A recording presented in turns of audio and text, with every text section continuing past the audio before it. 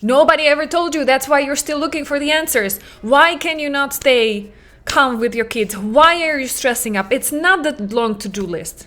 Who filled in that to-do list? Not just your kids and your situation or in your job. Not just that, let's be honest. Who filled it in? Why do you not feel good enough? When was the first time ever you felt you were not worthy, you were not wanted, you were not good enough, you were not heard, you were not seen? You felt like you had to change yourself and started adopting those trauma coping mechanisms like hyperachiever, always trying to prove to people, I'm worthy, look at me, I'm good enough. Trying to do 1000% good. Walking on eggshells, trying to empathize with people. Spoiler alert, your parents most likely. Trying to walk around on eggshells to make sure you can anticipate their mood and anticipate, or even better, prevent them getting too stressed out so that they would stop shouting at you, or you would have higher likelihood of not getting spanked or beaten up that night. That's how you took your strength in empathy and you pumped it up on steroids and you became a people pleaser and hypersensitive because you were scared, you didn't feel safe. All of these things, hyperachieving, people pleasing, victim, hyper rational, avoider, like no, I'm good, I had a great childhood, my parents were amazing, but yeah, this kind of what you mentioned that was happening to me, but that's great, I survived it, didn't I turned out well, right? So I didn't have any trauma, la la la la la la, avoider, hi there. Inner critic, judge, all of us have it. Those are trauma coping mechanisms that are preventing you from being... Welcome to the Zen Supermom podcast. The episode today is about hormones because this is the sharing that I picked up out of so many similar ones. I recognize my hormones also play a massive part at certain times in my cycle that my mood hits rock bottom and I am so irritable, it's unbelievable. I could rip people's heads off. Yeah, sorry, I'm laughing. I can only imagine how terrible that must feel. So if you are periodically feeling in the same way and you're trying to be a nice mom, you're trying not to yell, to have patience with your kids and make them feel loved unconditionally, but based on your hormonal toboggan, as they say in French, it's going up and down, and there are certain times of the month when it's literally impossible for you to stay calm and be a nice mom, then let's talk. Hi, Supermom or Superdad. Alena here, your mommy tantrum specialist and the founder of the Zen Supermom system. And me and my team have helped hundreds of moms and dads start setting healthy boundaries with calm.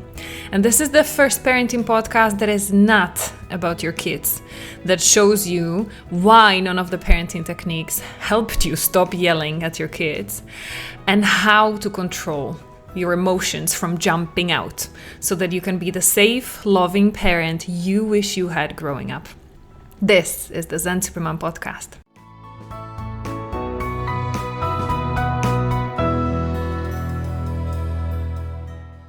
Hi Supermom, Alena here, your mommy tantrum specialist and the founder of the Zen Supermom program, where we help busy, loving moms, probably just like you, stay calm, set healthy boundaries with your kids without yelling, so that they grow up feeling resilient, worthy, and just ready to take on the world and do whatever they love doing.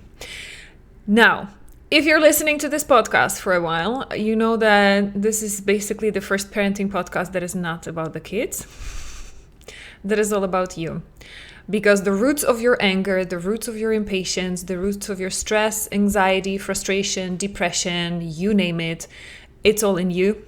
And unfortunately, despite your best efforts and such a hard work in doing all the parenting courses, reading books, mindfulness, I don't know what, you still end up yelling at your kids. And if you're like most of the women I work with, you might be putting the blame also, not just only, but also on your hormones.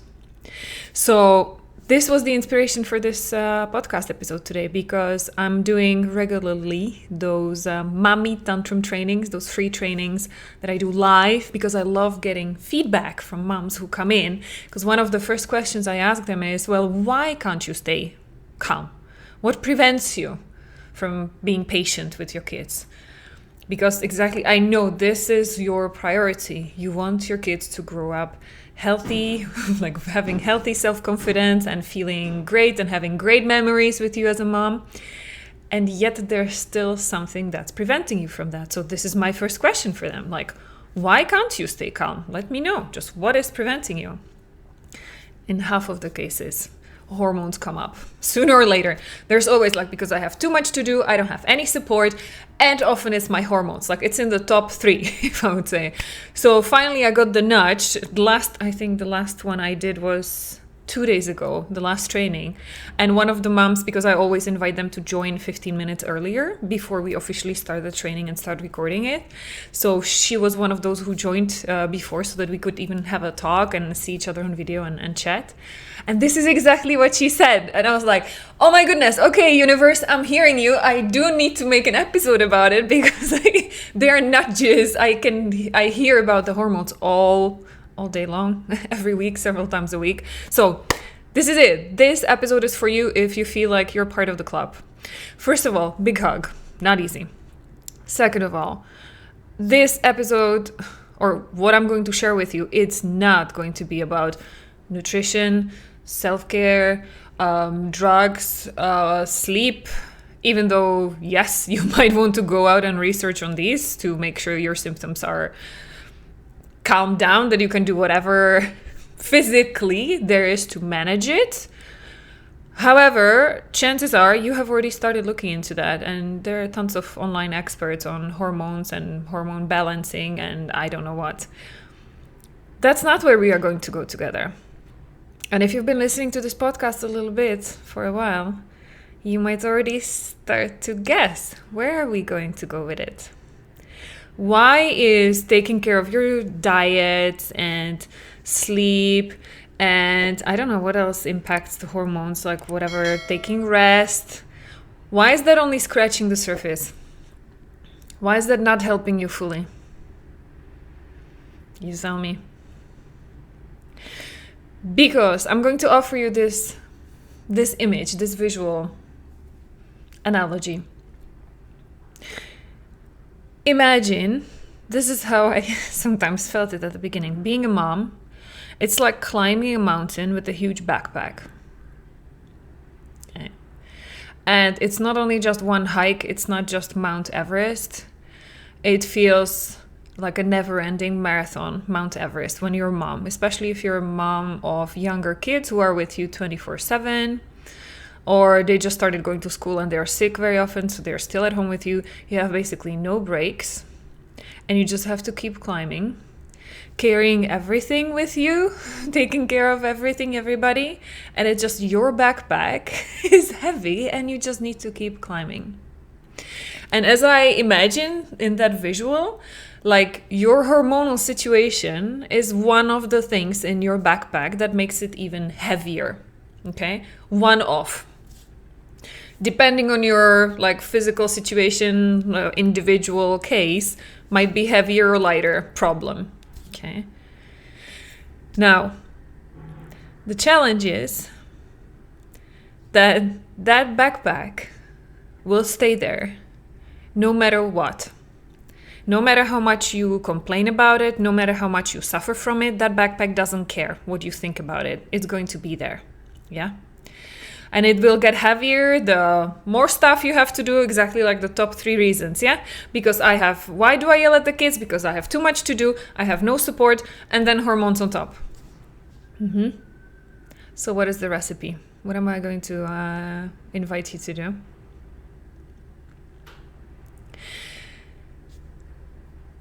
While you can do a lot to improve the physical impact of your hormonal imbalance, whatever it is, situation, it will never be fully within your control, will it? So what do we do with things that are out of our control? We have a look at it. Part that I can do something about, do it. Yeah, check that nutrition, check the guidelines like for sleep, whatever. As much as you can, perfectly imperfect, do that. And what do we do with the rest? we take care of the other heavy stuff in the backpack, right? What else is there? What else is making you, being a calm mom, heavy and nearly impossible when your backpack is too full?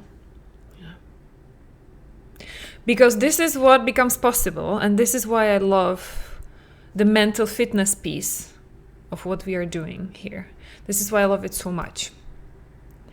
Because being resistant, being free of your trauma coping mechanisms. Wait, what? What are you talking about now? We will get to that back if you haven't listened to any of my podcasts and you're like freaking out, stay with me. Being free of those voices in your head that fill the backpack with all the stuff you're doing, that fill the backpack with all the guilt and shame, and you stressing out about how not good enough you are. So you will keep filling the backpack, keep filling your to-do list just so that you feel good enough. Once you clean that up and you become stress-resistant mom, how are the hormones? Like, what is the impact of the hormones going to be? You might be just slightly more annoyed, but you're not going to go around ripping people's heads off like that one mom shared with me. Yeah? You might not have, I'm not saying like, yeah, then once you get help, even on your like craziest hormones day, you'll be dancing in the rain and seeing unicorns and rainbows everywhere. No, you will not. But you will not fall ass down, flat on your face. You will not go so deep in your dark hole and feeling like, I'm such a victim and I cannot do anything and life is terrible, and getting there every month. Okay? This is what is fully within your control. That's the only thing that is fully within your control. You managing your internal state. You becoming stress resistant. You becoming trauma free. Because yes, let's talk about it.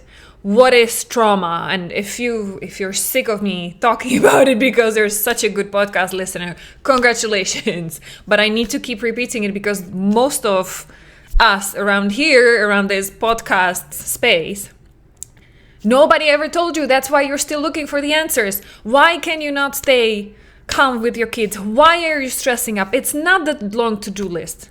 Who filled in that to-do list? Not just your kids and your situation or in your job. Not just that, let's be honest. Who filled it in? Why do you not feel good enough? When was the first time ever you felt you were not worthy, you were not wanted, you were not good enough, you were not heard, you were not seen?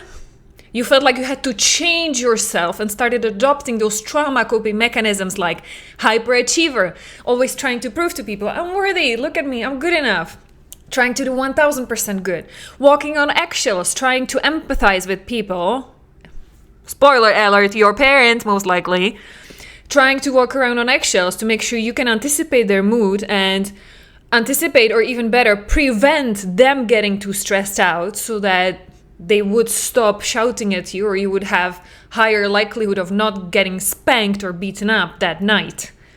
That's how you took your strength in empathy and you pumped it up on steroids and you became a people pleaser and hypersensitive because you were scared, you didn't feel safe.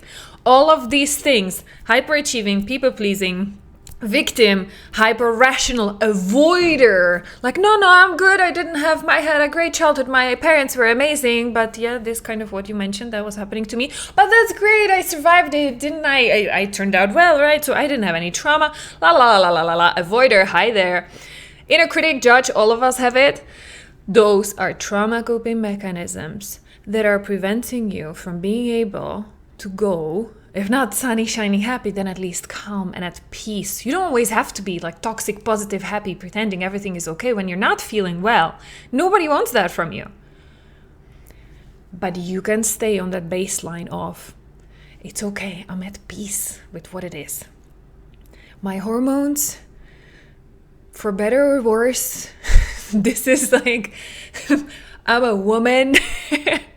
My hormones most likely like that meant that I became a mom thanks to it at some point, and maybe my journey was harder or easier, but that's comes with it, and I'm at peace. I'm not fighting against it. I don't have to feel knocked down by it. I don't have to feel like a victim, like a powerless victim of it. It is what it is, and I'm at peace. That's how you can feel once you clean up all of your trauma coping mechanisms in your head that are not only making you feel worse during those days, but they're making it so heavy, unbearable, anxiously overwhelming all month long, right? Because it's not that you're sunny, shiny, happy, calm mom, whatever, 20 days a month, and then you dip for 1 week suddenly. There is something in your baseline state, how you feel on average, that is already off. So then, like talking about that backpack, your backpack is already heavy on a day-to-day basis. So then when the hormones come, it just knocks you off. But it's not the fault of your hormones. Can you see that? Your backpack was already heavy. Your trauma was already driving your life. The voices in your head already made you feel stressed before. So you see how it's easy? So I'm not blaming you for anything. It's logical. It's completely normal. And it's so common that you feel this way, that it's the fault of my hormones. If only my hormones were okay, I would be okay, mom. No, you wouldn't. There would be something else that would come along. Did you notice how life has a funny way of just like, you think everything is going well? Boom, here you have another one. Just another reminder that this is an opportunity to get stronger. This is an opportunity to clean up some of that stuff you don't have to carry with you. Those are energy leaks that you have there all month long. Okay? And once you take care of these, once you clean up that old pain, that feeling of not good enough, not worthy, I can't love myself no matter what because I don't like who I am. I don't like my life. There's nothing I can do about it. I just have to go through it because I'm a mom. I have responsibilities and this is what it is. So let me just suffer and be a self-sacrificing martyr until my kids are 18, 20, they leave home, and then I can breathe and start taking care of myself. Right? No, wrong. What example is that giving to your kids? What example is that giving to your daughters? That it's okay to let your monthly cycle like knock you off balance? That's what it is? You want her to become a victim of her hormones one day? Do you want your boys grow up thinking like, oh my God, like my mom turns into a psycho and it's my fault? Like, because that's what kids do. They put it on themselves, right? At least when they're small. When they're bigger, then they start pointing the finger. But what is the example you want them to have? And again, I'm not saying you need to become a superhero. I'm not saying fake it for the sake of protecting your kids. They are smart enough to figure it out that you're faking it. And so that's teaching them that faking is okay. Yeah. Wow. How to live a full, if not happy, then at least life that it's at peace, even when it gets tough, even when you're physically not feeling well. I know you're not making it up. I know it's a physical pain you're going through. How to not lose your patience and calm and peace, even when you're physically not feeling well? Well, clean up what else is there that's making it tough, not just once a month, but all year long. Clean up those voices in your head that are making it so heavy. Okay? Because I can tell you, and we started already doing those interview, kind of like testimonial interviews with our clients in the Zen Supermom program, because I want to inspire you. I want you to see that even moms with 3, 4, we don't have any 4 or 5 kids mom in the program right now, but they have 2, 3 kids for sure. Most of them are expatriates, so they have no support. About half of them are working full-time. The other half is like part-time or full-time moms. not getting any breaks. Like, this is where it's not a victim competition who has it worse. What is worse? Is it worse to be a full-time mom not having any break, or is it worse being a full-time working mom, so you have to split yourself between work and kids, but then at least like you get some mental break from your kids because you're talking to some adults as well during the day? Like, which one is worse? Which one is heavier? Well, you make it heavy for you. You like do go in this victim competition, comparing yourself to other moms and pointing fingers like, I have it worse because my kids have ADHD. My husband left me or cheated on me. My husband partner is abusive and toxic relationship, and my mother-in-law hates me and she's making my life hell. You name it. There can be so many reasons that you will point fingers outside why your life is crazy. And that's why we started doing those inspirational interview episodes, so that you can see that even despite the difficulty, there are moms just like you who, when they got the help, they got out of it and they can stay calm no matter what, no matter the hormones, no matter anything else. Okay, this is what's possible for you. And this is why I will keep showing up here at least once a week to give you a new podcast episode. Now we start doing those inspirational interview episodes, because I want you to hear directly from those moms, so that you know if it's possible for them, it is possible for you too. And my intention, why I'm doing all of this for free, like the podcast, the Mommy Tantrum trainings, free assessment calls, one-on-one with people. Why I want you to do that? Because I want you to stop wasting time. Stop wasting time and money on things that will not help you. Parenting techniques, amazing, great. But it's not going to help you if you cannot control your anger, especially on your hormonal days, like that you skydive. Like, parenting techniques, no. Classic talk therapy. We just had a mom. The first inspirational interviews I just did, I just recorded with one mom yesterday, and it will be published in the next few days, or maybe even before this episode. She did therapy for 10, 12 years. Not saying that it didn't help her at all, but it didn't help her at all with her anger. With her becoming like a little monster when her little monster kids triggered her. So she then kind of like triggered the monster in her. So they had fighting matches and everything. She did 10 years of therapy. Every week I meet women who are telling me, I know my childhood was screwed up. I know as a teenager I was screwed up, so I started going to therapy. And you're expecting the help. Well, then get very specific on what kind of help you are going to get. Okay, you will analyze what happened to you. You will understand why it was not your fault. You will logically put things in place. Is it going to help you stop feeling not good enough? Stop feeling unsafe? Stop feeling like you're not worthy of unconditional self-love? No. You will still have those feelings. You will still have those limiting beliefs about yourself. You will still feel like you need to prove something, that you need to hyperachieve, that you need to be a perfectionist, controller, because otherwise it's not safe and you cannot be loved. You will still have those trauma coping mechanisms, because talk therapy is not equipped in giving you practical, specific tools to heal that. That's not the aim or goal of classic talk therapy. That's why, if you're still here, if you're still looking for ways how to stop yelling at your kids, even at the times when the hormones hit, talk therapy is not going to help you. Okay? What you need is what I will keep talking about it until the end of times. As long as there's still somebody who needs to hear that. What you need are two things. Clean up your childhood trauma, those situations when you were made to feel about yourself that you're not good enough, that there's something wrong with you, and clean up those trauma coping mechanisms that are in your head since then, every day.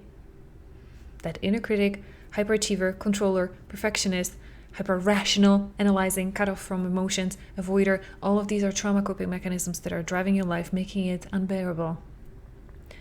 Making your backpack, going back to my first analogy, so heavy. So you keep climbing Mount Everest with like such a heavy load.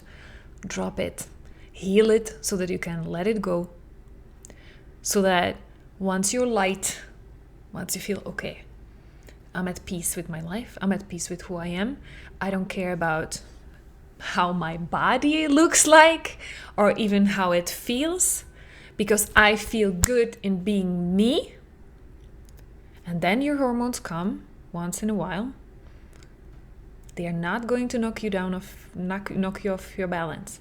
They are not going to make you turn into a monster that wants to rip people's heads off. They're not. You will not be as happy that day. You will feel physical pain, but you will be able to take care of it. You'll be able to create space for yourself, for recovering from it. And you're not going to yell at your kids. You're not going to have that cause drama in your family. Yeah. This is what's possible for you. And this is what I want you to hear. Because this is the only piece that is fully 100% in your control. Unfortunately, we still don't have fully control over all of our body processes. Sometimes I feel it's good, because if we had, like, the world would be even more crazy than today if you could just do a plastic surgery and hormones reshuffling yourself. I think like that would be scary. I think it's good that nature is keeping tabs on, like, keeping control. We don't always like it, but I feel that it's part of learning acceptance with what is, detachment from what we wish would have been that is not. It's an opportunity to build that resiliency. And how would I even call it? Well, also gratitude. Yeah. Not pretending, yeah, I love it. I love my hormones. You don't have to love it, but you don't have to give it so much power that it like steals your joy from so many days of your life. That's ridiculous. So get your power back. This is how. Yes. Because I know it's possible. And you might not be ready to hear it today. You might be still sitting in the victim corner, and it's completely okay. I'm going to send you a big hug. It's completely normal. You've been living in the victim corner for years, maybe even decades. It's okay. I just wanted to shine a light there, down there, so that you can see. You don't have to stay there for the rest of your life. Whenever you're ready to own some of the responsibility you have, own some of the control that you do have over your life, whenever you're ready to get help, then you know where to find me. I'm here. I will keep showing up so that when you're finally ready to say enough, I've had enough, I have nothing to lose, I'm ready to give it a try, then reach out. Sending you big hugs, as I said. Wishing you best of luck for the next time around your hormones knock on the door of your physical body. See what happens when you realize that you don't have to be the victim anymore. You can take some control back. Keep me posted.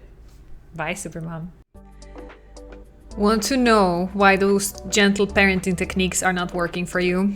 Where is that uncontrollable anger that you feel with your kids? Where is it coming from?